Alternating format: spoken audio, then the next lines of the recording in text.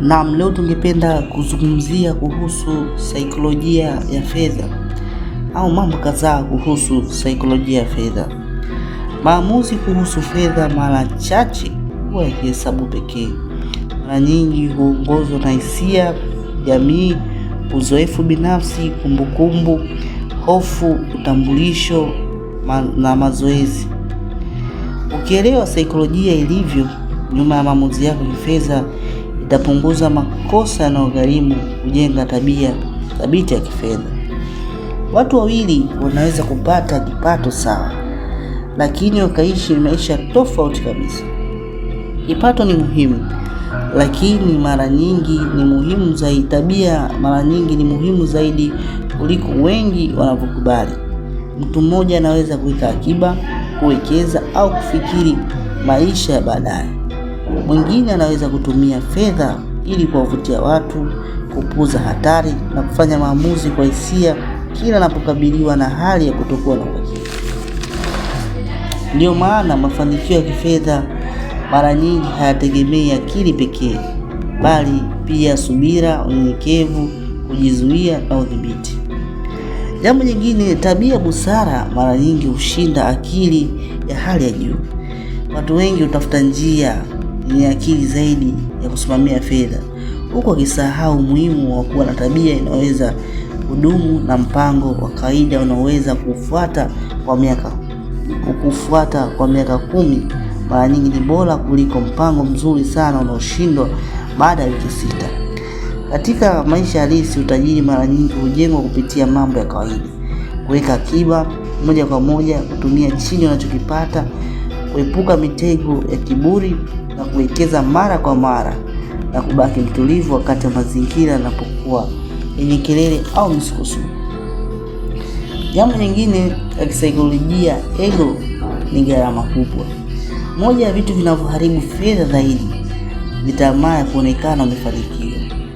Magari, mavazi, kuboresha maisha bila ulazima na kuchukua hatari zisizo za lazima mara nyingi husukumwa na taswira kuliko thamani halisi. Kujaribu kuonekana tajiri unaweza kuharibu kimya safari ya kuwa imara.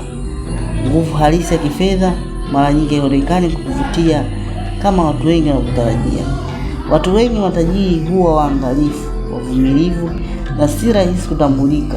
Wakati huo watu wengi wenye hali dhaifu ya kifedha huonekana wenye mafanikio kwa nje. Kujua kiwango kinachokutosha ni faida kubwa ya kisaikolojia. Baadhi ya watu hawajali kuhusu kuwa kiwango gani kinachowatosha, bila kujali wanapata kiasi gani. Mtazamo huo huleta shinikizo la kudumu, tabia ya hatari na kujilinganisha bila mwisho. Kujua maana ya kinachokutosha katika maisha yako hukulinda dhidi ya msongo wa mawazo sio lazima, hukuwezesha kuwa na malengo makubwa bila kuhisi umenyimwa. Unaweza kuendelea kukua huku ukikataa kufanya amani yako ya moyo itegemee kupata zaidi bila mikopo. Jambo lingine ni hofu kubadilisha jinsi watu wanavyofikiri. Masoko yanaposhuka, kipato kinapoonekana kutokuwa na uhakika au madeni yanapokuwa mazito, watu wengi huanza kufikiri kwa utulivu. Hofu hupunguza uwezo wa kuona picha kubwa, hufanya suluhisho la muda mfupi lionekane muhimu zaidi kuliko hekima ya muda mrefu. Ndio maana mtu anaweza kuuza vitega uchumi kwa hofu, kukopa kwa hisia, kukwepa matatizo au mambo kuonekana ya kawaida. Katika nyakati za msongo wa mawazo, mpango ulioandaliwa kwa muda mrefu huanza kukosa thamani na kuanza kujamulia mambo kwa hisia zaidi. Jambo jingine la kisaikolojia kuhusu fedha ni subira, si kukaa bila kufanya chochote. Ni nidhamu ya kudhibiti hisia. Jambo jingine ni kujilinganisha na wengine huharibu maamuzi. Kulinganisha na watu wengine kunaweza kufanya maisha yako ya kawaida yaonekane duni na maisha yako ya hatari yaonekane ya kuvutia. Tatizo ni kwamba mara nyingi unalinganisha maisha yako halisi na picha ambayo wengine wameichagua kuonyesha. Shinikizo hili linaweza kukusukuma kutumia kupita kiasi, kuchagua kazi kwa ajili ya hadhi, au kuweka malengo ya kifedha ambayo si yako. Amani yako huongezeka pale maamuzi ya kifedha yanapokuwa yako binafsi badala ya kuwa maoni ya watu wengine. Jambo lingine kisaikolojia, lengo si utajiri pekee, ni utulivu wa moyo.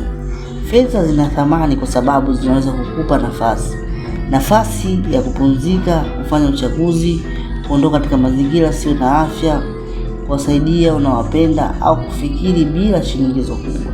Amani ya kifedha mara nyingi hutokana na tabia thabiti, mipaka iliyo wazi, ego ndogo, na uhusiano mzuri na hali ya kutokuwa na uhakika. Kwa maana hiyo, saikolojia ya fedha ni saikolojia jinsi ya kuishi maisha bora. Maswali ya kujitafakari: ni hisia gani mara nyingi huongoza maamuzi yangu ya kifedha? Hofu, kiburi, haraka na utulivu? Ni wapi bado natumia fedha ili nionekane badala ya kupata thamani halisi? Je, kinachonitosha kina maana gani katika maisha yangu ya sasa? Ni tabia gani ya kifedha ingeboreka kama ningekuwa mtulivu zaidi kihisia? Ni sehemu gani ya historia yangu ya fedha inahitaji kuandikwa upya? Kuelewa saikolojia ya fedha hukupa nafasi ya kuwa na mikakati mizuri ya fedha. Badala yake kuna kufanya iwe rahisi kufuata mkakati huu wakati wa maisha halisi yanapojaa hisia na changamoto.